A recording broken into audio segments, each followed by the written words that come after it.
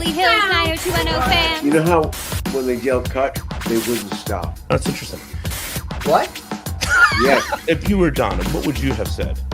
I said, A waitress rather call the police, and she was mistaken 90210 for cops. Along with your hosts, Charles Rosen, Look at that Dean cake. And Dan probably got the best performance he ever gave. We're having a meeting here? Oh, at least there's one person on this Fakata set that knows what they're doing. Larry I had a friend Mullen, named Craig Richland. You know, there was still cocaine around and stuff. I always remembered him. I just kind of thought I would honor my coke dealer. Pete Ferrero, Here's where I learned it. It's possible Claire would have gone out with me. that was your so takeaway. sit back and relax because it's like totally time for the Beverly Hills 90210 show. Just hold on to me tonight. Okay, here we are on the Beverly Hills 90210 show for the Super Deluxe Christmas Party. This is great. Larry, you created the Super Deluxe Christmas Party. Well, I gave it a name.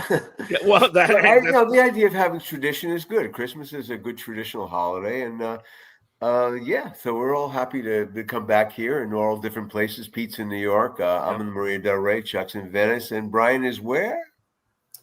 Bay Area. Bay Area.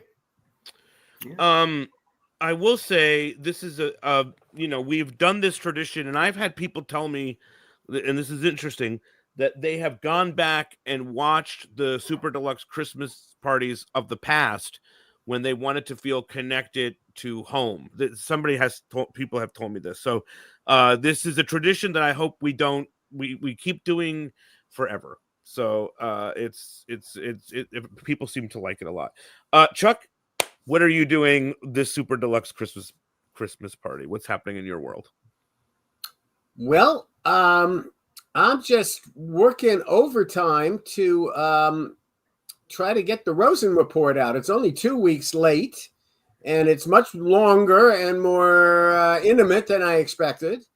And I'm very happy that so many of our super fans have signed up to get it. Lisa and Garcelle, who I'm very sorry about her dad, and Nikki, I'm very sorry about her mom, and but I think people have signed up. And if anybody is interested in staying in touch with me after I leave Facebook, you can reach out to Pete.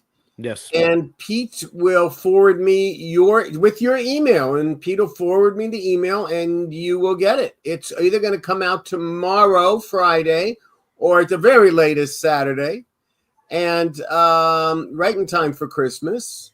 And, whenever we have a Christmas show, one of the things that, that it's always been in every podcast, I believe, is me singing. It's beginning to look a lot like Christmas. Yes, and Yeah. What are you doing with that Yingling? Are you in Philadelphia? No, I'm in New Jersey, but they do have Yinglings here. There is a drinking game. Yes, I believe we have a secret word, and wherever that word happens, we have to drink. So I shared it in the chat, so anyone who's in the chat will now know That's you, brother. what the word is. But I always am curious, Brian, when you're doing the Reddit forums, when people talk about Dylan and the relationships with Dylan, who do they always say is the one that they go to the most? The one I'd have to see, I would see most often is probably Brenda. Oh my God! This is the beginning of it. All right, beginning of the night, right out the gate. That's it. So that is the secret word. That is the secret word. Okay. Right. Okay. Let's bring on some fun people. Okay. Here we have. Hello, Caitlin. Hello. Caitlin. It's so good to see you. Thank you. It's good to see you guys. I've missed seeing your face, so it's nice. I was thinking about you earlier, and I was like, I miss Pete. I miss Caitlin. my son. Okay. And then Hey, and I'm going to say the same thing to the next Caitlin as well. Caitlin, I missed you so much. Miss you too, guys. Hey. Hey there. Gosh, I feel like I'm back in Munch's party here. Louisiana represent. Okay, then we have, of course, our friend Maggie. Maggie, New York. Hi. New York. I'm fighting with my. Roxy. Hello, Roxy. Roxy, hello. We Oh, have Aaron, all yeah, of these. doing it. In yeah, Pennsylvania, Aaron. Jersey, Aw. baby, Jersey. Aloha. Hi. Well, here's a Okay. whole group of people that I know have not signed up for the Rosen Report. So, except for Maggie. So, if you are interested in keeping in touch with me and my post Facebook life, just let Pete know your email, and I will put you on the list. All right, so we have a game we're playing, and I just want to say Candace isn't waiting in the wings, and we are only allowed 10 people on screen at one time. So that's the luck of the draw sometimes. So we will remove someone soon, and then we will bring Candace in, and then we'll remove another person, and then we will bring that person in. So it's a little bit like maybe it's like a bunkhouse battle royal, Larry. Like, How about we do an elimination? They get a question wrong, they get booted out. Okay. All right, so we're doing a game for this Super Deluxe Christmas Party where people are going to tell you a story, a Beverly Hills 90210 story, and you have to figure out whether it's true or it's a fake story. And they're going to tell two stories, so one of them's true and one of them's fake. You want to bring us in to be the first participant in sharing your stories. Are you good with being the first one to go? Who? What? Yeah, telling your two stories. I can tell you my two stories. One of them happened and one of them didn't happen. Okay. I won't tell you in the order, but this was happened in Christmas time in season 2. And it was our cast party. Not the official one that Spelling had at Chasen's. This was the one out in Universal that was really raucous. And it was the one where Gabrielle and the cast gave away donated, I should say, a van to serve meals to the homeless, not the homeless, excuse me, AIDS patients, different era, AIDS patients in Los Angeles. And it was very festive. There was this new thing that had just started called karaoke. And we were all doing karaoke, and I got myself in trouble making a parodying of something about the network, singing Linda Ronstadt's "When Will I Be Loved," which was very appropriate. But I went in the back, and one thing you should know is myself and my producing partner, we talk about Paul Wagner a lot. I don't talk very much about Kenny Miller, the one I did post-production with and was the one who got all our music and then stripped all our music, which is why I don't talk about him very much. But Kenny and he went to a local LA high school, and we used to tease each other that we were the only guys producing a hit television show that no woman came on to. You know, we projected good, clean, PG-13 family values. Nobody got us. Guy like Larry, forget about it. But us, didn't happen, right? Except this one night when I go in the back to get something. I forget what it was. Karen's in the other room, and I turn around, and one of our PAs is unbuttoning her blouse and walking towards me. Okay. And I'm like, wait, what's going on? And she gives me a hug. I said, wait a second. This is not happening. I'm the executive producer, so I want to get in trouble. You got to get out of here. And she did. There's an addendum to that story that I will add, that she ultimately did the same thing with our unit production manager, and he did not tell her to leave, and it all got back to everybody, and he was let go. So it was a smart thing that I did that. Okay. It was also indicative of the fact I've been, my wife was my partner and still is my partner. The other one happened and Larry will remember this time really well. He and I had just rewritten a script. We were in season 5, and we had just rewritten a script on a Sunday afternoon watching football with the sound off. And I immediately get on a plane the next day with my good friend, and we fly to Miami and then catch a puddle jumper, and we're going to the Cayman Islands because I have learned how to scuba dive, and I'm going on this incredible dive with a friend of mine's son who was the dive master. And it was just a great thing. And it's my first day. I worked really hard on this show, everybody. And Yes. I was finally had a day off. I probably had a day off in months. And there I was. And we just did a dive of 96 feet. Excuse me, 110 feet. 12 stories down this face of this cave. All of these fish, all of this stuff.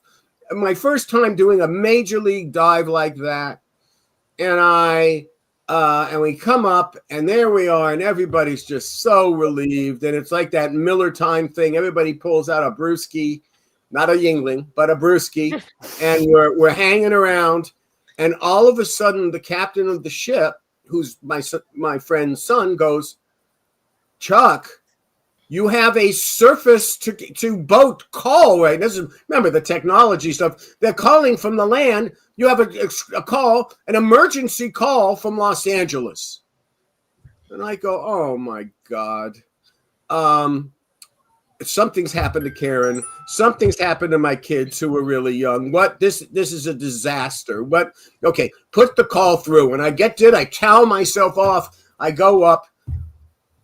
Excuse my language, it's effing Jessica Klein on the phone because Mr. Spelling was having a problem with something and she didn't have the answer and she was freaked out. And I said, you tell Mr. Spelling I'm in the Cayman Islands and it can wait. And I hung up the phone. So these are the stories. Those are my two stories. One is true and one is false. I gotta say, they both seem pretty plausible. Both are plausible because I'm such a good storyteller. I know. Who thinks that they know of the group? Alicia, by the way, it's so nice to see you here. This is the first time that you're on this podcast. I know. Hi. This is a major, nice to be here. amazing my moment. glasses to read her name. I have tried to get you on this podcast forever, and you've said no. But I'll Brian Navarro asked you, and you said yes. So that's what shows what your status is, Pete. Oh, I know. Can't get enough shows going. See, that's why. Yeah. And I figured alcohol would maybe loosen me up a little bit. Oh well, welcome to the party. It's a party. Yeah. Okay. So does anyone think that they know which is true and which is false? If you're wrong, we eliminate you. That's true. I wasn't going to say that, Larry. Erin seems like she knows what's up. I think the first story is false. The first story is false. Okay. Okay. Anybody else want other takers? Anyone else want to jump in here? Maggie, what do you think? I'm thinking, I don't know about the girl with the open blouse, button down, whatever. But you never know back then. Okay. Back then, back before, back now, what do we have to, anyway. Right now? You only have to pick one of them. So Erin has chosen. Who else has come in there? Everyone should choose. Yeah, everyone should choose. Everybody. Alicia, what do you think? I also believe that the first story is false. Or is the true. Roxy seals in. Okay, that leaves the Caitlin. So I think the first story is true. And I'm wondering if you'll really say that Mr. Spelling needs to hold.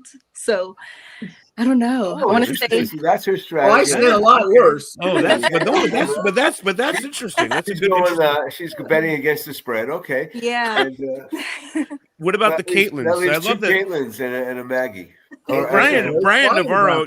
Brian Navarro. Brian. You're in Jim J. Bullock's Square. In Hollywood Square. Yeah, you're the center square. What are you saying there, Brian? Well, I don't know. I don't want to help them out, but I would say that. I don't want to help them out. Okay, Caitlin's, what do you think?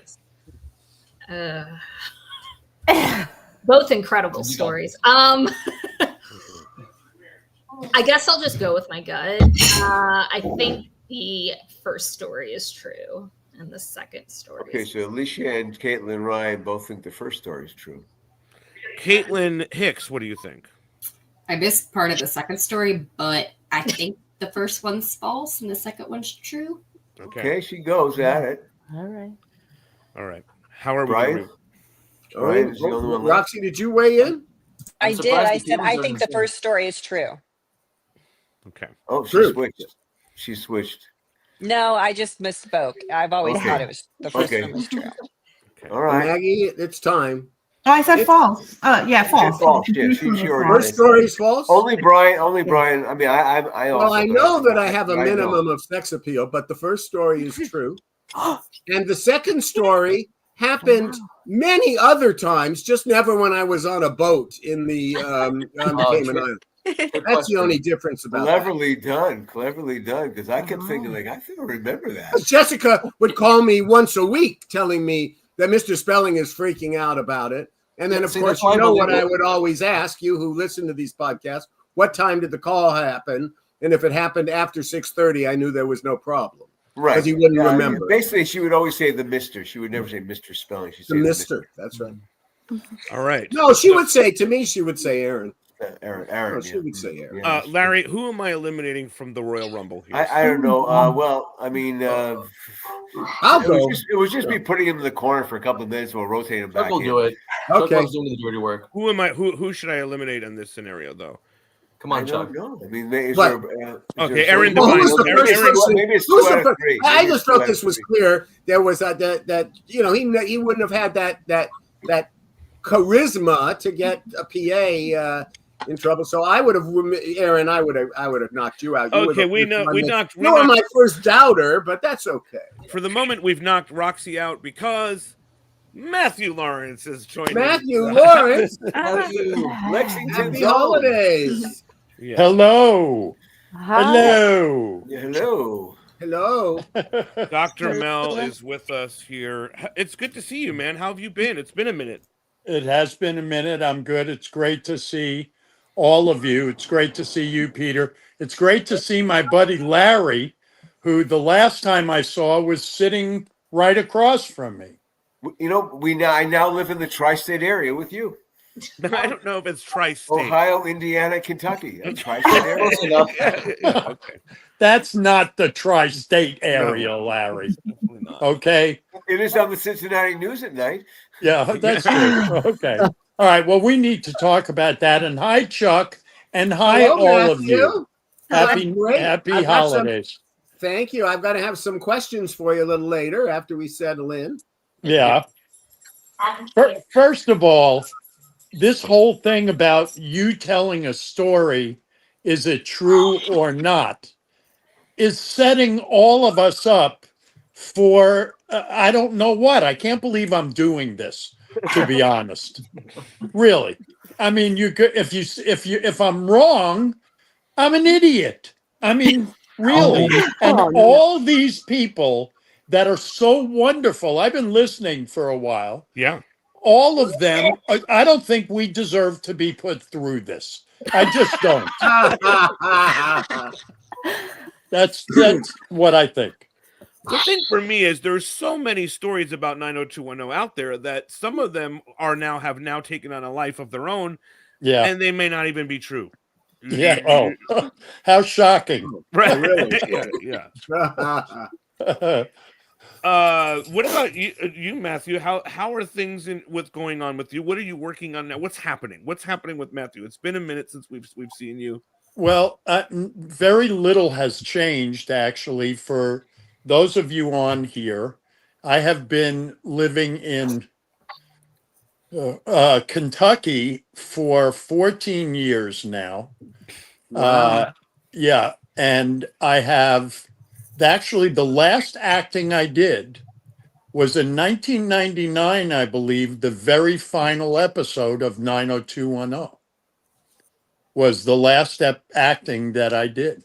And for the last 14, well, longer than that, 25 years now, I have been involved in sports. First doing radio for the Duke basketball team. And then the last 14 years, I have my own show on ESPN radio here in central Kentucky. And it's all family related. That's how all of that came about. And I'm doing fine. I'm healthy. That's the most important thing, as we all know. Yeah, of course. And my two sons, even though I'm very old now, my two sons are just turned 21 and 18. And they're doing well and they're healthy. And, you know, So we're they all only just... know you as a sportscaster, not an actor. Oh, no, they know me as the actor. Believe me. Because when the time they were very little, I would play some stuff for them that I had done before. I remember when my son Everett, my oldest, was 5 years old. He hadn't really seen me in anything, and I put this movie, Eddie and the Cruisers, on, which I was in, and I had a big pompadour, and it was 1964, that movie. And Everett walked over to the TV and stood in front of it and looked at it. And he would turn around and look at me and and he turned around and said, "Your hair is weird," like that. And then he walked away. He didn't care that he was watching his dad in a movie. He just thought my hair was weird. But now both my sons, it's interesting, my 18-year-old Lee told me that he and some friends of his had been Googling things that I was on and watching different things, and had just watched part of NBC 2-hour movie that I did with Ed O'Neill called Popeye Doyle. And he was commenting on, you know, seeing me in this, and they both think it's really cool now. Amazing. Yeah. Connor says, "This is such a great tradition. I hope you keep it going. Also, I like how you're seemingly interrupting Caitlin's dinner," which I thought. Listen, I'm recovering from the flu, and I'm just now hungry again. That was amazing. And then Renee B wanted everyone to, Dr. Mel, Renee B wanted to let everyone know she was at the dentist today. So Respect. Matthew, how is Mitchell? Is Mitchell still acting? No, Mitchell hasn't acted in a long time either. That's my twin brother. For those that don't know, Matthew has a twin brother. Yes. And I'm the funnier, better looking, more talented one. Which is why we cast him. Which is why That's exactly right. Thank you. And he lives outside Myrtle Beach, South Carolina, and for many years has been one of the really great podcast and video in the world of golf, which has been unbelievable. And we're both very, very blessed in the things we've been able to do, both of us. Great. All right, Chuck, are you ready? Well, yeah, because Matthew, you're a sports guy. We tried to think about, well, what would be appropriate for you? And we realized that we had a sports legend on 90210, Barry Bonds, Mr. Steroid himself, who someday will hopefully nonetheless get in the Hall of Fame. I actually hope that they put that under his plaque, Mr. Steroid. Well, now I will say this. I will say this, Chuck and Peter, now that you brought it up. Those guys all deserve to be, McGuire and Sosa and Barry Bonds and all these guys, they deserve to be in the Hall of Fame. I'm talking now as a sports guy.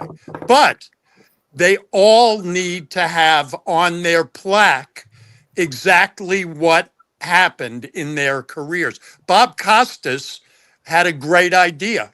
He wants to create a separate wing at the Hall of Fame for all of the guys that are at all tainted by the steroid era, and kids can go see their bats and their records and all of it. So I'm just throwing that in there. And Yeah, I'm sure Barry loves, Chuck, that you refer to him as that. I think it's great. Well, we were close for a little bit, and then we weren't. But Barry came on our show because our head of casting Tony Shepard, who worked for Spelling. He was the head of spelling casting, not our show's casting. Diane Young was the head of our show's casting. But Tony, who worked for Mr. Spelling, was a baseball groupie. Mm-hmm. He had played baseball at his school, as I did, but he claims he was better than I was, and he probably was. But the fact is, because that's a low bar, baby. But so he said, Barry Bonds wants to be on our television show. And I went, okay, we'll figure something out. And if you remember, Barry Bonds' episode was the episode where Steve and his father in a golf tournament, and it was going to be in the country club, and the other golfer was Barry Bonds. And so here are 3 stories for you. Only 2 of them are true. 1 of them is not. Oh, I get 3. Okay. All right. What is this, Chuck? You're springing 3 on us now? Okay. Okay, All right. I'm approving it. I know where he's going. So it's I ran. Okay. Oh my All right. God. Good. The first Imagine if they did one. this to Richard We might as well start with the one with that Tony Shepard told me, which was that the night before he shows up, he calls and to complain, because all 3 of these are about Barry complaining about something. And Shocking. Shocking. And this was what he was complaining about, that his father hasn't gotten the script yet. And that Tony had to break it to him that his father is not playing the role. It's an actor who's playing the role. That's story number 1. Okay. Story number 2 is him going into Wagner's office. Paul was our line producer. Yeah. And he goes in, and it's the first day of production. And he goes into the office and says, "Where are my cue cards?" Because he hadn't bothered to memorize the material yet. Now, he was only in that one scene inside, one scene outside. We had built the locker room, but still, anyway, there's that story. And when he's on the set, he's in our Valley location where our shooting company was based, where all the sets were, the Peach Pit, the high school, everything else. Barry's walking around, and he's really aimless, and he's really frustrated because he says, I've waited now 2 hours to be called to the set. And I said, Barry, you're the one who wanted to be the actor, man. You're going to be waiting long. If I know who's shooting today, you're going to be waiting much longer than 2 hours. And those are my 3 stories. 2 of them are true. 1 of them did not happen. Oh, good. All right. This is easy for me. Okay. Okay. Here's what I'm going to say. And I think I'm right, even if you tell me I'm wrong. I think you're lying. This is I say that all the this is coming out right now, right? I say that all the time, by the way. I mean, in everyday life, I feel that way. Yeah. Okay. The false one is the first one, because I don't believe that his father, Bobby Bonds, would ever have been involved in that way with his son wanting to look at the script. So I think that's false. I think the cue cards are true, and I think him being upset that he was 2 hours and he hadn't been, done his acting yet, I think that's probably true too. Let's let some other people weigh in. Alicia, what do you think? I agree. I agree. I think the first one is false. All right. Okay. Erin, what are you thinking? I was torn, but I agree. I think the first one is false. Okay. Maggie? No, you're on mute, Maggie. You're on mute, baby. This is a first for you, I know. Okay. I couldn't find it. I think the first one is false too. Ooh. Wow. Okay. Caitlin Ryan. I think the first one's false too. Wow. Oh, wow. Caitlin Hicks. Little group think here. Yeah. Yeah, Well- I think the first one's false. First one is false. Jim J. Bullock, Brian Navarro, do you want to weigh in? See, I would have said the cue cards. I wouldn't think that Barry's that dim that he wouldn't remember those few lines. All right, Chuck, we're ready for the big reveal here. The big reveal is that one thing I didn't add is that Tony Shepard came into my office cracking up about the fact that Barry thought Bobby was playing his father. That's a true story, guys. What's not true? True is the cue cards. I made that one up. Okay. All right. Now, I'm sorry. I'm filing a protest here. I'm sorry. That is a very you overestimated the intelligence of an athlete? No, you, and it's not just me. All the rest of us thought the same thing. You left out a very I'm sorry, Chuck. 25 years. They're fans like Chuck, me. You're in the business. Chuck, hold on.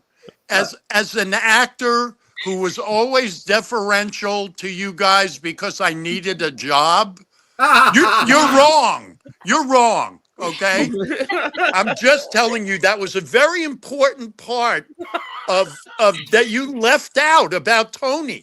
That's very important, and so I'm filing a formal protest. This happens on I purpose. want you to realize this is when a writer has a problem with an actor wanting to rewrite the script. Always. Chuck. Yeah. All right. I'm gonna just see if this reunion makes any sense. I'm gonna pull Caitlin Hicks out for 1 second and see if look who else is here. Ryan Thomas Brown is here. Monster! Y'all? Coming in from the northwest. Yes, it is very rainy and very cold up here right now. Did you guys work together, Matthew and Ryan? I don't think we did. Did we, Ryan? I don't think so. Not like I don't think we did with like in a scene or anything like that, but we may have been on the same episode or something like that. Yeah. Hi, Ryan. At the same bar, at the same rap parties, however. I think. Oh, yeah. No, absolutely. Yeah. And the rap parties were always the We are going to say goodbye to Matthew Lawrence. Thank you so much for joining us here. It was always so See you around the tri-state area, Matthew. Call me, Larry. I will. Everybody, happy holidays. Have a safe, healthy, happy holiday season and a great new year, if that's possible. See ya. Before you go, Matthew, I want to say, we talk about a lot of big episodes on 90210, and the Donna Martin Graduates episode is one of the most important episodes in the show. I think it all drew us in deeper, and it's a lot to do with what you brought to that show and that episode. Wow. And Alcohol. you were there all those years. And I know I speak for everybody when I tell you that we always loved seeing you through the entire run of that show. Thank you so much. It felt Peter. like we were seeing a family member. So 9 years is it's an incredibly important time in my life for many reasons. Matthew, do you think after we left that they should have called it a different series in the last 3 seasons? Absolutely. Yeah, I do. Absolutely. I'm not sure what they should have called it, but yes is my answer. But thank you so much, Matthew. This means so much to us to have you here. Come on and be on our show, and to me too, and to have done what you did on that show. It's always good to see you, and I know we all love you very much here. So back at you, Bye, buddy. Thank you. All my love. See ya. See ya. Bye. Okay. That was Matthew. Okay, Ryan Thomas Brown is here, and some of these people were at your wedding, so there's that. Yes. Where the wedding reunions were they? The wedding. I'm still married. Right? Oh, Matthew, I have to tell you, I did a little campaigning in Nevada for the losing candidate, and I stayed at the Golden Nugget, and it has gone downhill. Since the wedding. I don't know what hill it was ever on, but it is. We might have ruined it. We might have ruined it, Chuck. I think the peak watermark was when your wedding was. Yeah. Okay. It was beautiful at the wedding. That was fabulous. That was a blast. No, we had a blast with all you guys there. I'm so glad that you guys came. What a surprise to have everybody show up like that. It's the wedding. It's a wedding reunion. Everyone's good. Kind of everybody's happy. It was everybody's kind of madness. Yeah, we were kind of in a trance. Yeah. I was too. but Ryan, everyone's good. All's good. Yeah, everything's good. Everything's beautiful. I love it. Now, for those that don't know, on TikTok, Ryan has this incredible like DJing channel. His life is totally taken a turn. He's not cooking. He's doing things. You're not cooking? Oh no, wow. no. I started to invest in myself. So I'm getting my feet wet again, being in front of a large number of people and interacting with my listeners, and it's a hoot, man. I'm using the turntables that Brian Austin Green gave me one day after work when he found out that I was trying to learn how to DJ, and I'm still using them. So I'm having a blast. Wheels of steel. Yeah. All right. Now you're going to share two stories. One's false and one's true. Correct? You're going to do that as well. Yes. Okay. Yes. All right. Which one would you like first? Well, you need to. I'm just kidding. I'm just kidding. Okay. Oh, this is a fun one. All right. So I'm getting ready to walk to my car after shooting an episode, and Ian comes running out, and he's like, "Hey, Ryan, wait, what are you doing?" And I'm like, "I'm just gonna go home." He's like, "Hey, dude, follow me. I need you to do something for me." I was like, "Okay, where are we going?" He said, "We're going to Barstow." I'm like, Barstow? What's out in Barstow? He's like, "Well, I'm gonna buy this 1968 Camaro, and I need you to drive my Corvette back to LA for me." And I said, "Okay, yeah, I got nothing else better to do. I'll help you do that." So we went out to Barstow, picked up a 68 Camaro. It was beautiful. The headlights would open up like that and close like that. It was really cool. And so he drove that home, and he let me drive his 1960 Corvette back to LA. Now, if you all know, Barstow is like on the way from California on the way to Las Vegas. Not Vegas, yeah. So we were on the 15, and the 15, there's not a lot of cops on the 15. So we're driving at about 70, 75-ish. And Ian pulls up, and both cars are convertible. So he drives up to me and he's like, "Hey, do me a favor, drop it in second and punch it, and it's windy." And I'm like, "What?" He's like, "Drop it in second and punch it." So I dropped it in second and I punched it, and I went from 75 to about 145 miles an hour, like that. Wow. It was crazy, giggling the whole time, just like, so yeah, it was awesome. Another time, same scenario. We're getting done. We're wrapping up an episode and we're heading home. And he's like, "Hey, dude, wait. What are you doing?" And I'm like, "Just going home." He's like, "Dude, I need you to come down to Man's Chinese Theater. A friend of mine has a movie opening and we're going to prank him." All right. So we go down there. We were around the corner when they're doing the premiere and stuff. And all of a sudden he's like, "Okay, let's go." And he runs up behind the guy, and we both get tackled by security and arrested. It was the scariest thing for me, because all I was doing is like, "Okay, dude, I'm gonna help you go support your friend with the movie opening, but now I'm being arrested." So those are the two stories. Okay, all right. Let's see, guys. Maggie, what do you think? I think the first one is true, and the second one is false. Okay. Alicia, what do you think? And I want to say Brenda, just because. Oh, Brenda. Okay. Brenda's our drinking word. Yeah. All right. Good girl. Oh, come on. Nobody's saying Brenda's name. Chuck. That again, Brenda again. Okay, so I think the first one is true. First one is true. Yeah. Okay, Caitlin Hicks, what do you think? I'm gonna say true false. Okay. Wow. This is I'm Richard Dawson here. Okay. Erin, what do you think? I'm going to say that the first one is 100% true. 100% true. 100% true. Caitlin, Ryan, where are you going? Oh man.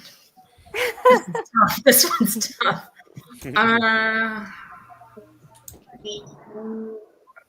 It's not that tough. It's so good to see you, Caitlin, Ryan, by the way. It's nice to see you.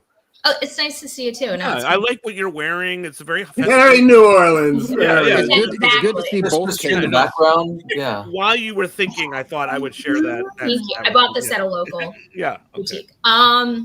Okay. Ooh. You know what? I'm gonna go with the first one's false and the second one's true. Okay. I'm gonna be different. Brian Navarro, where are you going? I really want that first one to be true because just that image of them just flying down the highway, I need it to be real. Chuck, do you want to weigh in on a thought? I'll weigh in, but you know what gets me is even Ryan, you know, has some place to go. And Barstow is in the middle of nowhere, and you've got all these hours driving there. And it's fun to get, you know, speeding, but, you know, I don't know. You drop it to second, and then what were you in second gear for if you're on the freeway to begin with? It's just, I don't know much about cars. The only reason I don't think, so I think that one is not true. The only problem I have with the second story, I'm with Caitlin on this, Ryan. The second one, the only problem that I've got with it is that if Ian would have been arrested for anything, it would have, and you know, was still in when I was producing the show, it would have come to my attention. Well, can I explain that part a little bit more? Oh, what happened? You were apprehended. You weren't actually booked, Dano. I was also at one point in my career when I was on 90210 was driving to the airport, and at this point I was living in the Rampart district in Koreatown, not the best place to live. And I got pulled over. As a matter of fact, it was a felony stop pulled on me because a car like mine was seen leaving the site of a homicide. So I got pulled out. I got thrown to the ground, knees in my neck, and thrown up against the wall. They kicked my legs apart. My pants ripped that I was wearing. It was awful. And then once I told them who I was, one of the cops kind of went, "Oh wow," and put their head down. We made a mistake, and they let me go, and I almost missed my flight. But that sort of stuff happens. So you can get started to get arrested, and they can change their tune very quickly depending on how you're cooperating. Right. I'm okay. That reminds me of Brenda's arrest in season 4. Oh, Brenda's arrest in season 4. Yeah. Okay. Yeah, I'm thinking the first one is true and the second one's false. I can just Well, now I know if that's the rest, they would have recognized you. Yeah, I'm Caitlin. I think we should switch real quick here. I mean, we got to go with the. I thought the cue cards one was, and then I switched. Oh my god. All right, Munce. I'm sorry, I call you Munce, but I know that your name's Ryan. Ryan, what is the answer? The answer is I followed Ian out to Barstow, California, and he let me drive his Corvette like a madman all the way back. Definitely. And I will never ever forget that. It was so much fun. And I did go. That's what I was driving down the freeway. You sounded so confident and happy about that. So. All right. Well, it's been great to see you, Ryan. Are you doing anything tonight on TikTok that people should come check you out and check out a jam? So tomorrow night for sure. Tonight it's completely up to my wife because sometimes my wife is like, "Let's go listen to records, and you should go live." So it all depends. I just got a new turntable in the mail today, and it's crazy. A lot of the listeners that show up to my show are also adding to my music library by sending me stuff that I don't have. I don't ask for it. They're just like, "Hey, do you have this? Can I send you this?" And I get more records than anybody that I know right now, and it's the coolest thing. So I needed another turntable to kind of keep up with all of my music. So I'm done. Is TikTok going to get outlawed? I don't know, man. I'm not really worried about it one way or the other because You'll find another one. Yeah, I mean, there's so many different social media sites that you know. I'll wind up one place or the other. I went from joining TikTok in May and having like 200 and some odd followers, and then now I'm almost 11. I'm almost at 11,000 followers. And my wife just walked into the room. She's like, "Let's go live." What is your name on TikTok? It's the same name, Ryan Thomas Brown. And then my @ is @Morton_Months 90210. Cool. Amazing. All right, you. Ryan, All good right. to see you. We will see you there after you go live. So I perfect. love you guys so much. It's good to see you. Everybody that was at my wedding, much love to you guys. Happy Those holidays, that too, weren't, man. it's okay. I love you too. I was there on Thank you Instagram. for inviting us. Yeah, thank you. It was so much fun. All right, we got Months there, and everybody go check him out on that. I am going to play this, and then we're going to come back and do some more questions. Brenda. Yeah, let's just run all three cameras. Oh. This is the show. It's revisionist history. Old shows, old movies, old pop culture things. Nostalgia, man. I'm excited to watch things that I watch now and I go, oh my God, that did not stand the test of time. I can't believe they said that in that And- movie. or they would never make that movie now. And I'm excited to watch things I've never watched. I've never seen Star Wars. But I That's also, unbelievable to me. It's that's almost the death of this. Just so you guys all know, revisionist history almost ends with episode 1. I've never seen Friends. Wait, you've never seen Friends? I've only seen a couple of scenes. I don't know. I'm not sold on. Who the fuck are you, Kiefer? But if you feel like I'm an asshole for that, just say that. You're an asshole for it, I think. Thank you. You said to say it. No, so I I'm did. just gonna I did say it. Okay, MASH is not one that I watched, but the opening would start in the helicopter. Oh, dun dun dun dun dun dun dun click. Game of Thrones, I didn't really get into. Breaking Bad, I didn't really get into. Is it as good as we remember? I watched it now and it sucks. Do we remember it at all? Have Yeah. we ever even seen it? To me, this is a show that is really, fans of it can be as involved as they choose to be. Be live and in person with people and talking about their favorite stuff and all Yeah. that. So revisionist history, we're excited for you all to tune in. Okay, that is something else that's coming down the line that Brian Austin Green and I are working on. And the first episode of that should debut on Christmas Eve. So Cool. Good luck. Yeah, that should be exciting. Okay, I have more. Larry, do you want to share your story? Yeah, I could. You want to show the one picture first so I can lead into mine? Yes, I do. Let me just pull that. Yes. It was, this is one story. Well, it happened when the filming of the Halloween episode, Gypsy, Cramps, and Thieves. Okay. And despite what Christine Christine Elise claims, I was the one who got the cramps on the show. Oh, okay, because she says that she says that she knew the family and all this. So that's revisionist history. No, there you go. I was hey, look, I wrote the first punk episode on broadcast television for Chips in 1981. So I was into that scene. Had seen the Cramps, and when we were doing a Halloween episode, I knew they were going to be great for the Peach Bay After Dark, and I went to get them, and I had a relationship with them. Pete, do you have my picture? I do. Here it is. This is the picture. There it is. There it is. I'm with Lux Interior. That's before me is Poison Ivy. Lux is no longer with us, unfortunately. Oh. The other two guys I didn't know that well, but they played a kind of a voodoo rockabilly, which was, and you should just go check it out. I mean, you've heard it in movies and stuff. They get played a lot. We're kind of a seminal band. Do you know them, Brian? Oh, absolutely. Yeah. Let me just say, everybody knows Goo Goo Muck because of that new Wednesday Addams show. For me, it'll always be from the opening of Texas Chainsaw Massacre 2. Right. Okay.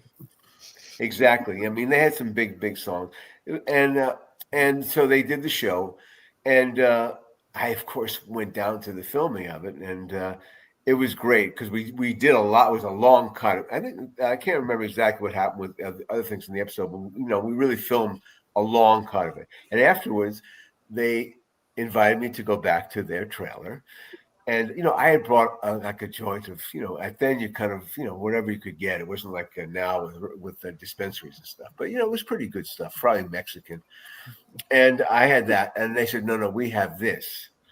And they lit it up and we smoked it. And I have no idea what it was. I suspect after the fact that it was PCP. But I know after I left the trailer, I ended up going into the bathroom at Calvert Street Studios and locking the door and just trying to get myself together for the next half hour, which I did. Okay. That's story one. Story one. What is story two? Story two is when the filming of Rock of Ages, also called That Voodoo I Do So Well, where I played the roadie. Chuck allowed me to be in the show, which was great because SAG didn't really approve of it, but I did it. 'Cause I had been a roadie in real life. I had worked in '69 at the Capitol. And I called him up and said, I need authenticity, SAG. Larry's got to play the part in that one. I know. Plus, I had written the scripts. I wrote the part hoping that I would get to play the part because I had been in 1969. I worked in the Cafe Go-Go in Greenwich Village, and Blood, Sweat, and Tears. Before they did their David Clayton Thomas first tour, they practiced there, and I got a good relationship with the guys. And the road manager was a guy named Larry Waterman, and he said after when they were going out, he knew I was wrapping up and I was going east. Do you want to come with us? You want to be a roadie?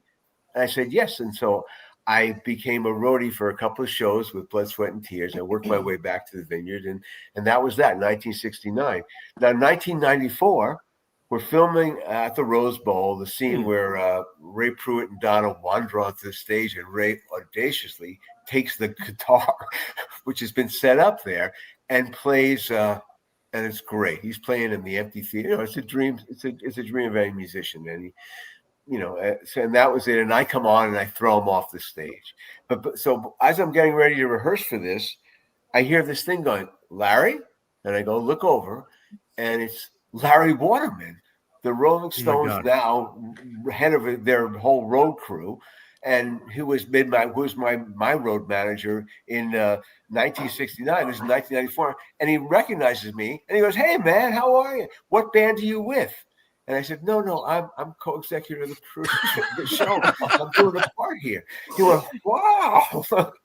So it shows you that as a writer, random things like that really do happen. That's the story. All right. Let's get some people to weigh in. But first, I want to say, I thought you would tell a story about Brenda. Oh! I got to get my bottle. Since I know the answer to this, I'm going to go get my, in real life, I do. It's interesting when you know the answer, isn't it? I'm so glad you do. Okay. Candace is joining us. Hello, Candace. How are you? It's good to thank you for waiting in the wings, by the way. I appreciate that. Oh, good. Hi, Candace. Yeah, let's hear what moving parts. Yeah. Am I supposed to decide first as a newcomer? Yeah, well, that's why we brought you in. We brought you right in. Well, sorry for being sick. Charles weighing in makes me more likely to believe story 2. In addition to that, I don't think you can recover from a PCP interaction in 30 minutes. So I'm going to go with story 2 being true. Story 2 being true. Okay. We're moving to Erin. Because I know everything you're thinking. It just hit my brain. Yeah. Yeah. Okay. Okay. I know everything you're thinking because one is totally plausible. You know what I mean? Yeah. Yeah. I believe him with that. Yeah. Oh my God. Yeah. I'm gonna be crazy and I'm gonna go with story number 1 is true. Okay. All right. Okay. And Caitlin, where are you going? By the way, Caitlin, it's so good to see you. Did I say that already? Which one? You, Caitlin. Okay. Yeah. It's good to see you too. Yeah. I think the first one's true. First one's true. Alicia, by the way, it's so good to see you. Did I say that? No. It's great to see you too. Yeah. Mm-hmm. So yeah, I mean, both stories sound believable. I mean, you have a picture for number 1, but Charles chiming in for story 2 makes me believe that that's the true story, and story 1 is false. Okay. Okay, Chuck, you were that was a pretty good one there, Alicia. No. You're a variable in this now, by the way, Chuck. You have thrown something into the mix that there we go. Oh boy. Brenda. How many times have we said Brenda? How many times? Brenda. Chuck's got a cocktail party to go to. He's warming up. All right. Well, Brenda, and hopefully you'll meet someone named Brenda there. So there you go. Cheers. Okay. Wow. Chuck, I'm curious though. Have you ever met someone named Brenda? There you go. But in a casual setting where you were like, "Oh, yeah, I can't." I do. Well, anyway, I knew Brenda. Oh my God. Finish my story. Who else hasn't weighed in on this? Brian Navarro? Oh, no, Maggie. We're going in an order. Brian Navarro's last. Yeah.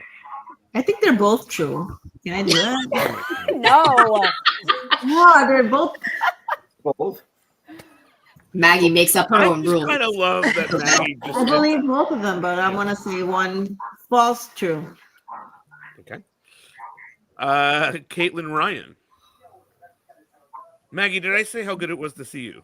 Yeah. Okay. Just curious about that. Oh man. First of all, Larry, I could listen to your stories all day. They're great. I agree.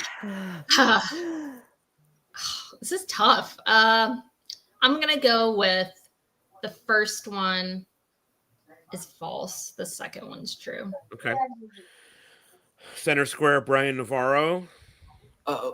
Just like the one with Ryan, I really want the first one to be true because just the image of Larry tripping on angel dust with the cramps. I mean, come on, that's amazing. But I think Alicia made a good point with the Chuck chiming in. So Chuck, as much as I want the first one to be true, alert. I think You're a spoiler alert, Chuck. Could be a trick. Yeah, could be. Chuck is trickery. He is trickery. I've never been insincere. Also, to Aaron's point, I mean, like, no, I think was it Candace that said, getting off of a trip like that, it's going to take a while. 30 minutes. Yeah. Yeah. So, But I We feel always like have Larry Candace could for do the that. smarts of it all. For the brilliance. true. There's just too many variables here. Okay, Chuck, do you want to have an opinion on this? But you know the answer, so I know the answer. So Larry should reveal, but I do have a comment after it. But, Okay, Larry. Okay, I am revealing the first one is totally false. Never hung out with them. I did go to the show and watch it, but I was like a fanboy. I was, I kind of probably looked for the opportunity, but it wasn't set. I wasn't gonna do something like stupid like that. And Larry, the PCP pickup was really good by Candace that you couldn't recover that quickly. But it might have also been a small dose of PCP also. Larry, Larry, you never took a hit of PCP, did you? Never. When I was 18 years old, I'm in Big Sur, and this mountain man comes down. Turns out his father owned the Hartford Insurance Company, this dirty hippie, and he gets us stoned after 2 hits. He tells us it's PCP, and as Candace knows, I went into a car with my friend, and we listened to Bob Dylan singing Visions of Johanna for 12 hours. There's no way that you could get 30. Even an Iron Man like you could take 30 minutes and get it together. Good detective work, gang. But they were both very plausible because one is kind of like a fantasy, and one would be I want to get fucking loaded on PCP, but just to hang out with the band. And the other one really happened, kind of the random acts that happens in life, Okay. Our friend Gabrielle Carteris sent in a video. One story's true, one story is not true. Have anything about Brenda? No. Nothing about Brenda. You gotta say it the way Cindy says it. Brenda. Okay. But I do need to say that the story that Chuck told before about the van at the holiday party. Oh boy. Shannon brought that up on her podcast. I don't know if you. Yeah. That story.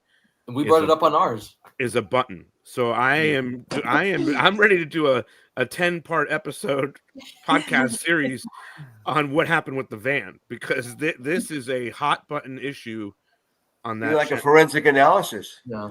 Yeah, something happened. So, okay, here is Gabrielle. Hi, everybody. So I have 2 statements for you. One is going to be true and one's going to be false. Let's see if you know the answer. Statement number 1. My daughter, Kelsey, played the role of Hannah, my baby, on 90210 for 4 months, and that's how she got her SAG-AFTRA card. Okay, this is story number 1. Statement number 2. When I walked on the high wire in one of the dream sequences, I actually knew how to walk on a high wire. All right. Got it. Everyone's got. Well, who just said that? Everyone's got it. Who just said? Well, of course, you know who the answer. The roadie got it. Let's reverse this. Let's reverse the world. Caitlin Ryan, what do you think? First one's false. Second one's true. Okay, Maggie. Same, false, true. Alicia. Okay, so I know she knows how to walk a high wire because she was on that other show. I can't remember the name of it. Under But it the was like, stars. so that was true. Yes. First one false. Okay. Caitlin Hicks. False true, because like all you gotta do is look at them thighs and you're like, she knows what she's doing. She has some nice thighs. Like, they were very strong, powerful thighs. They looked like they walked on tightrope, whatever before. If anybody is, by the way, if anyone was listening to that as they were driving, Caitlin Hicks has a child with her. That's what that was. If someone was listening to this, I imagine I was driving, listening to this podcast, and heard that, I would be like, "What the fuck happened?" On the reenactment videos I used to do, you can hear him in the background going, "Oh." Okay, Erin, do you want to weigh? I muted you. Erin, do you want to weigh in? Yes. Okay. High wire, 100% true. Okay. Candace? High wire, I would feel ridiculous saying it. That is the truth. That is the answer is. Do you honestly think I would have put her on a high wire if she didn't know how to do it? Okay, but I mean, listen. There's a lot of trickery in Hollywood. I think, know, but the idea of doing it was, you're on that good. We'll let you do it too. Now, by the way, I just want you to say I heard from Lisa Makes, and she said Brenda. So I'm. Oh, okay, all right. So there's that. Oh man. I think that was great to see Gabriella. Yes. I want to say that Tori was going to join us at the top of this, but was not able to because she's dealing with some stuff, and so was Brian. But so I just is that a true story or not? No, both are true. Both are true, and they send their happy holiday wishes to everybody here. So I'm gonna say false. Okay, I am sending a message to someone. Sorry. Okay. All right. So Drew Kinney never stopped by the way, guys. Wow. And I thought he was a returning champion. He has given up his seat apparently because he's not here. I've messaged him a whole bunch. Drew, if you're watching the show, we're waiting for you. Pete, you gotta play the say something. Well, I have that, but I do have one more from Diane Kennedy. Oh, okay. Okay, and she sent them to me via email. So, okay. I'm going to read this. From Diane Kennedy, for those that don't know who Diane Kennedy is, Diane Kennedy was in charge of wardrobe on 90210. The first 4 seasons. That's right. Is that right, Chuck? Well, she came in halfway through season 1. Yeah, I just wanted Chuck to get that in there. Right. Okay. 1. Steve wore body-conscious clothes, and Ian accentuated that with his posture. But after holiday break one year and too many fattening treats, we had to use a girdle for a couple of episodes until he could get his tummy down. The second story is in the early days, Tori and Shannon would stuff their bras with stocks. I believe both. Okay. Wild on out. I want to say the second one is okay. true. We're gonna go in, Alicia. We're gonna go in order. Ooh. Alcohol. Starting with Alicia. So I didn't even care that much. I don't even know why I did that. That's not even like I don't care. Oh, let's start with. Let's start with Alicia. Go ahead. Yeah. Oh yeah. So the second one I think is true because I remember Tori saying that on a podcast about stuffing their bras. Okay. Okay. Maggie. False. True. Caitlin Ryan. False. True. Candace. I can't imagine him wearing a girdle. Right? False. True. I don't buy it. Okay, Erin. Stuffing the bra, totally true. And Caitlin Hicks. Definitely false true, because I could never see that happening to Ian. You are all correct. You all got that right. We need to remove Candace, and we're going to bring in our friend Rory Carf back to the podcast. Rory, How are you, man? ho. It's good to see you. Rory. Rory has a movie coming out. Tell me about where it's coming out, how people can see it, and all of that. Yeah. Hey, Hey, man, good seeing you. Happy holidays. Happy holidays. Yeah, holiday, good to Rory. see. Good to see you guys. Yes, Where are you, Rory? Where do we I'm find you? in Charlotte, North Carolina, my home. North Carolina. Yes. So I have a movie coming out. I think everyone will be able to see it January 28th. It'll be available for rental on Amazon and Apple. It's called Grace Point. It's a thriller. It stars John Owen Lowe and Andrew McCarthy. John Owen Lowe is Rob Lowe's son, and Andrew McCarthy plays his dad. So there's a little Rat Pack connection there. And it's a cool story. It's about a kid on his way to a rehab. And they stop in this town called Grace Point on the way. They encounter some nefarious people, and now suddenly the son has to save his dad while he's detoxing from drugs on his way to rehab. So he's got to become the hero. And it was a story I was actually at one point developing with Luke to play to play one of the main characters. So, and the film's dedicated to Luke in his memory.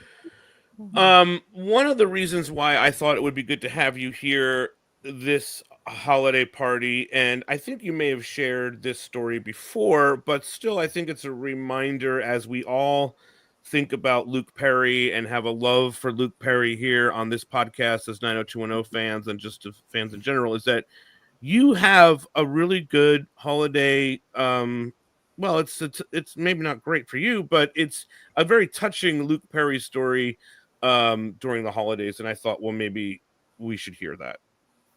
Yeah, I've told it before. It was 2017. I was going through a divorce. I didn't have my kids on Christmas, and I was sort of venting to Luke, and he's like, "Well, you should come over to my house for Christmas." And I think I was in LA at the time, just trying to do like meetings or something that week, just to be away from home. And he said, "Yeah, stop by my house on Christmas Eve. We'll have dinner." And then when I showed up at his house, it was just him and his fiance, Madison. And they were going the next day to, I think, Mexico, somewhere for like a couple of weeks. And Luke hadn't even packed yet. So Madison was annoyed with him that he was even having somebody come over the house. And I was like, he offered me a beer, and he said, I could heat you up some chili. And he was just like, had like old food in the fridge, and it just looked like a mess, you know? And I was like, "Luke, where is everybody? Like, I thought this was like a Christmas party." He's like, "Yeah, it is a party, you know, it's just you and me, man." And I was like, "Luke, why would you invite me over if you're going on vacation the next day?" And he just said, "I remember my first Christmas without my kids, and I didn't want you to be alone." So that was Luke. And, you know, it's hard to believe it's been over 5 years since he's been gone. But he actually,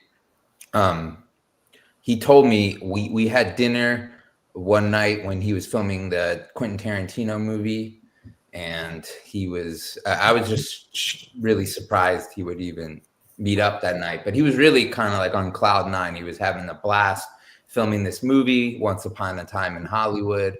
And especially it was being done, and the film itself was being done in a way that like he thought like movies and you know, shows should be made, where the focus was on the creative. And he was really happy, and he's like, "Oh, I got to tell you about this jerk I worked with, Chuck Rosen, one time." No, he didn't say that.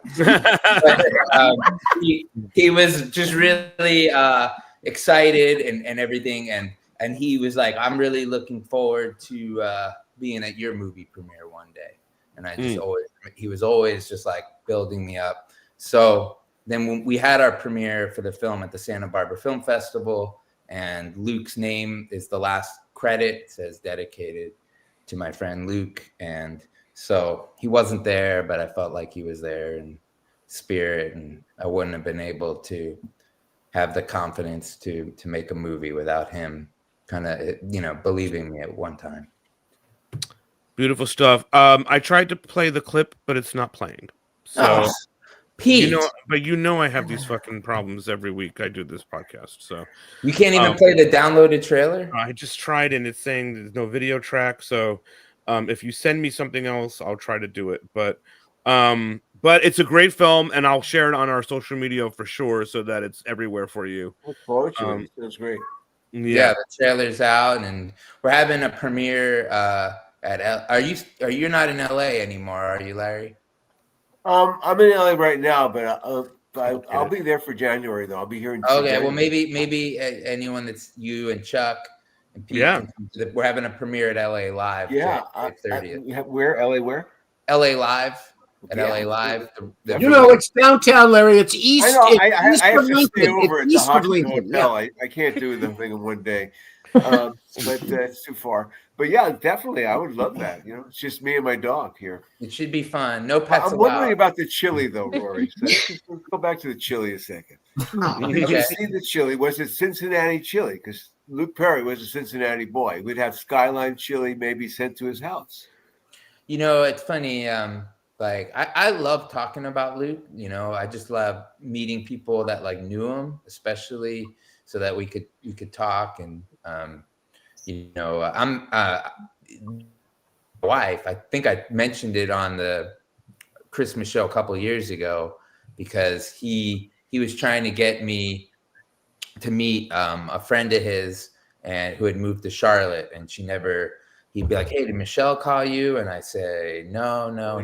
What's her deal? But he wouldn't give me her number. He was always a gentleman. He had this code of honor and ethics. And he's like, "Well, I'll just tell Michelle to call you." And unfortunately, she didn't really reach out until after he passed away. And we met up and went to his memorial together. And now we're married. And I knew that was going to be the punchline. I knew This is that. not a true story. This is not true. We got married, and he's breaking us.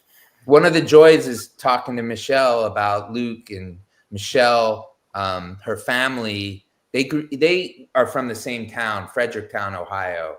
Right. It's a very, very small town. It's now if you go visit it, which I've gone to, it's a one stoplight place. There's one place to eat. This is where Luke grew up. And everybody knows everybody. Every family knows every family. And my wife's family had a dry cleaning place. And she said that Luke used to hang on the dry cleaning rack and would go around on a circle when he was a little kid. And that's the kind of, and Luke, my wife told me a story once too, where her father used to sell moonshine. It's another thing he did. And as he was getting older, this wasn't very long ago, but he's in his late 70s. He said, "Hey, I saw your friend Luke stop by." And she's like, "Well, Dad, what are you talking? Luke lives in LA." And he's like, "No, he came by to visit." And she just thought he was, imagining something. And then Luke texted her a picture of the two of them sitting on a porch sipping moonshine. So, wow. Yeah. So he was really one in a million. And I think everybody got to hear those stories after he passed away. Everybody had a Luke story, and they're all, good stories. And as you get older too, and I'm sure people have lost someone special to them, it's to me, the longer they're gone, the more you miss them, because you just want to share in your current life with them. But my wife and I get to talk about him, and he has a lot of good stories. So thank you, Rory, for dropping by. It's always good to see you, my man. And everybody check out his movie. We're going to share it on Instagram so that everybody's got the trailer. Grace Point. GracePointFilm.com is the website. So yeah, man. Good luck. Check it out. Can't wait, bro. Good to see everybody. Happy holidays. Good to see you, my man. Keep up the good work. Thank you, man. I'll see you guys at the premiere. All right. You know it. Oh, good. Yeah. All right. Now, Brian and I are going to do something. Oh, We're yes. going to see if Chuck and Larry can figure out if these stories from seasons 8 to 10 happened, Storylines? storylines, or if they did not happen. Great. This is I good. will go I will go first, and then you Do will I go. have to? I'm just so curious to see if you can figure out if this actually happened or it did not happen. Come on, Chuck. In the spirit of Christmas. Are these stories that they actually filmed or behind the scenes stories? No, storylines. These are storylines. Oh, storyline. Oh God. Okay.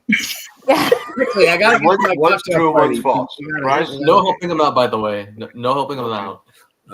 Okay, here we go. Steve and Donna engage in a prank war that leads them to believing they have killed a health inspector by giving him a heart attack. Steve has a torrid love affair with the woman that takes over the newspaper, the Beverly Beat. Those are two stories, or those are two different storylines. two different Which storylines. is true and which is Well, I false. hope it's the latter one. That I got that. I Go got ahead, Larry. that. What are you Well, saying? I think that the second one's true. The first one's false. And Chuck? I think I wish the second one was true, but it's I don't know. The first one is true. Steve and Donna engage in a prank And war. what are we going to call? So I want everybody. You put the answer. What are we going to call seasons 8, 9, and 10? Steve and Donna engage in a prank war that leads to them believing they have killed a health inspector by giving him a heart attack. That is a true. Did you write that in 5 scenes? That is a true. That is true. Okay, Brian, you got the other one. Go ahead. What was the other one? Oh, okay. And then I gave you the second. I gave you the other. You should have both. Oh, I missed that one. Let me see. I can do it if you need it. I have them both right here. Do it. You need Okay. it. Gotta Well, go. Go ahead. You got it. All right. Okay. In season 9, David Silver starts dating a girl from Colombia who just so happens to be the janitor at the After Dark, and he offers to marry her in order to keep her in the country because her green card's up. So that would be one of my stories. That would be one. That's what I would do. Is she hot? Is she hot? I haven't seen it. Okay, anyway, let's go to Story the number second 2. one. I'm into that Also in story. season 9, after Dylan returns, he starts investing in a web startup that's going to help to save the oceans, in a callback to season 4. Good. These are. Woo! It's a hot game right here. Well, I guess they would do the worst one, so they probably did the one with Dylan and the web thing. I would think so. That should be the precedent. That's a terrible idea, but but I bet you it's one. No offense, Rory, but I bet you it's one Luke pushed for. Go ahead, Brian. It was the first one. The green First That one's was true. Yeah. See, I've got them both wrong.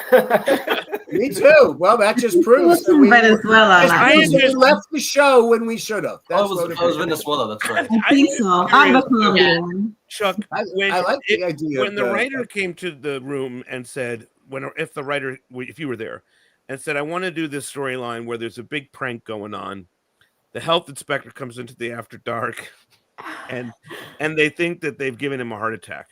What would you have done? Well, who's pranking them? It was Steve and Donna. They got into a prank war. Steve and Donna were pranking who? Each other.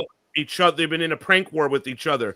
That's what would have not passed go. I'm just so curious No what you prank would have war. said to the writer. No prank war. Lucille Ball. The only one of the four that I like. like, the one with Brian and the getting somebody a green card, that was real.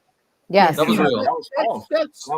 That was that real. must have been a good moment for Eisendraft or something. Yeah. Yeah.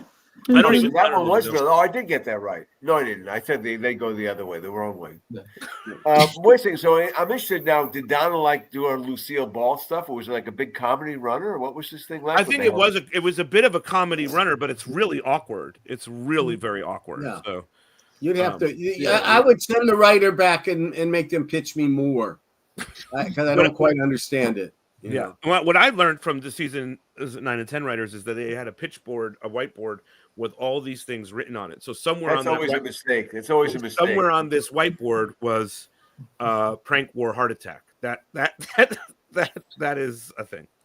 I have the Story we predated white boys. We had no white boys. Pete, I really do gotta bail. Oh, if This you is get- going to be over. Everybody, happy holiday, and let's Brenda. give a toast. Okay. You're not here. It's a toast to Brenda, A toast to otherwise Brenda. known as Shannon Doherty. Yeah, here's to her. We should say that, Chuck, that this has been a tough year in terms of losing some people from 90210, particularly Shannon, who we all are huge fans of here at this podcast, and everywhere. So a cheers to Brenda, the actual Brenda, Shannon Doherty. Yeah.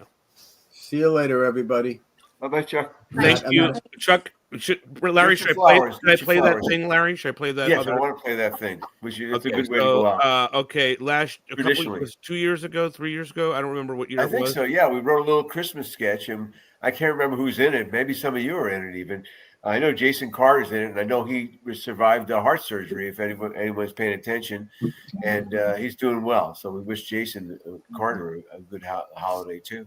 Okay, I just want to say also to Candace and Aaron and Caitlin and Maggie and Alicia, thank you all for joining and playing on this. Very good. Alicia, will you come back to more episodes of the podcast? Yes, it was fun. Okay, good. All right, here is that story slam.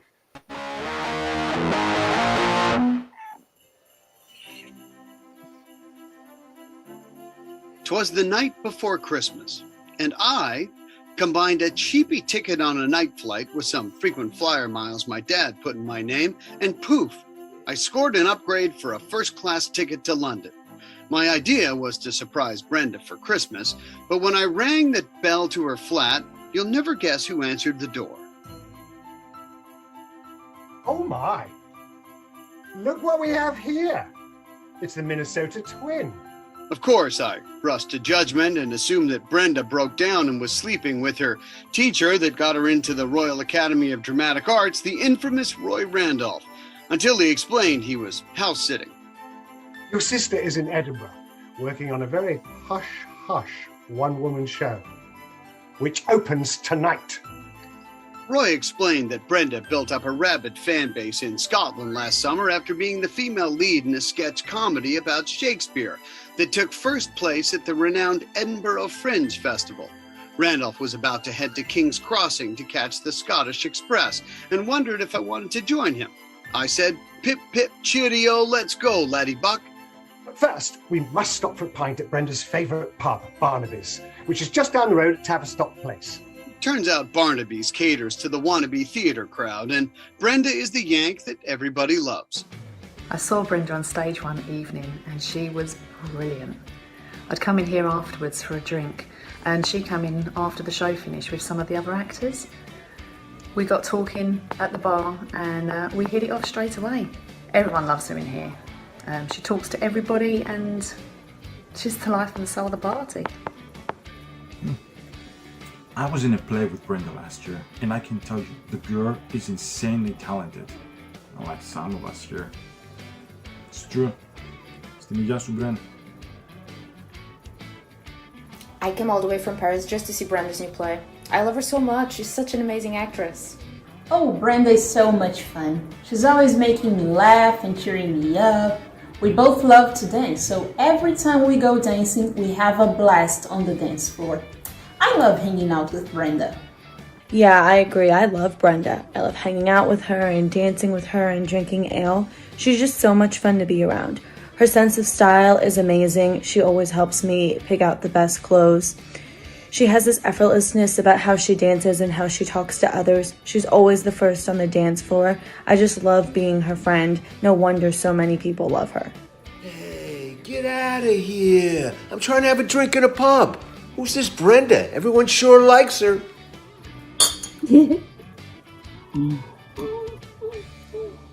What is this? This is Brandon from California. California? We've been in London 35 years. Kiev. From Kiev. Brandon is Brenda's twin. Everybody loves Brenda. Loves Brenda. Everybody. Which one's Brenda? Hey, how you doing? I'm not really from this area. I'm just waiting for my girlfriend from France to come here, Claire Arnold. What's the whole hubbub about here today? Well, Brenda Walsh is on tonight. She's one of our favorite performers. She's an American like us, and she's the best around. Everyone loves her. Where can I find out more about Brenda Walsh? Hey, why don't you ask her over there? That's her high school principal. Brandon, is that you? Of course it's you. I followed you to London. It is cold here. I am here because you still owe me 2 hours of detention. Yes, 2 hours. And they won't let me retire until I can take it off my books. I just came to wish you guys a Merry Christmas. Ah, humbug. ブレンダの舞台を見に行ったんだけどね、彼女の演技って演技なんだけど演技じゃないっていうか、なんていうのかな、こう嘘がないっていうところ、そこがね彼女の魅力だなってすっごく感じた。Are they supposed to bring us some piggy pudding soon? Oh, Brenda. I met her at a bar after one of her performances. Such a talented girl and absolutely stunning. She kept ordering banana daiquiris.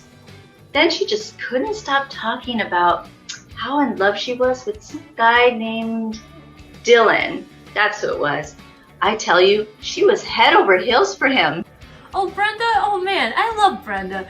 She and I, we met when I was studying abroad in London. We met at a bar, and she kept doing these shots that she called Lavoine. They reminded her of her back home, and it was like some stuff with some peach schnapps or something.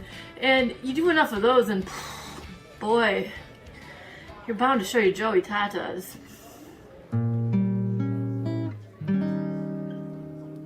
I'm dreaming of a white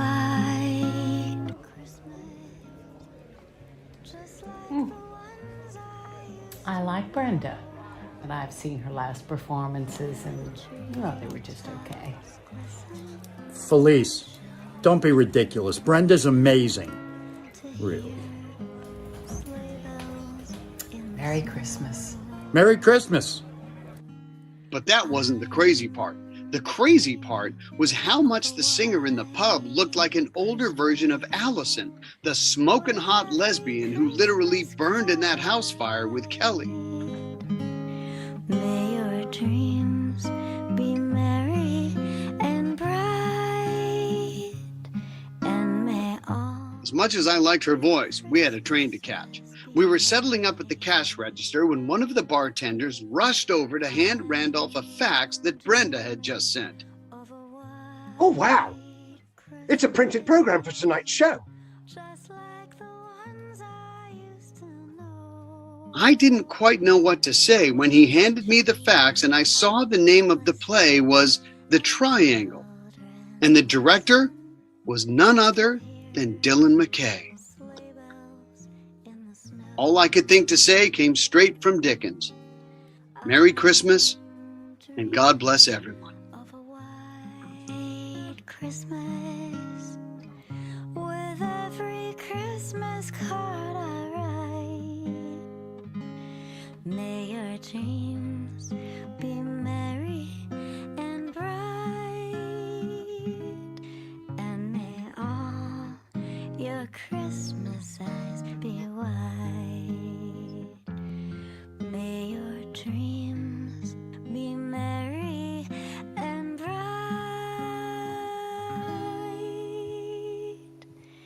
and may all your Christmases be white.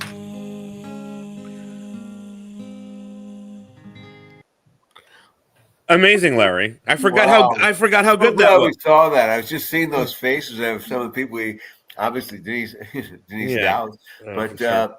just all the people from all around the world. I saw Anna Leon and Leon Yops and that, and some other faces we don't see too much.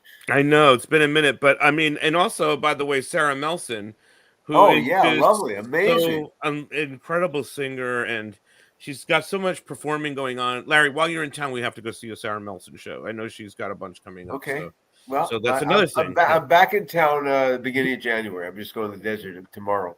Okay. Well, okay. We'll get. Now I feel like we're just on Zoom talking, But anyway, what do you guys think of that? Do you remember that? Do you remember that piece? Remember that? It was really a very There ambitious. was a lot of Brendas. Oh no, I have one more left. Brenda. One Brenda left. Listen, guys, this has been great. This has been another great. I think we've done it. I think we've done it. You know, we're done. But I just wanted to say, wow.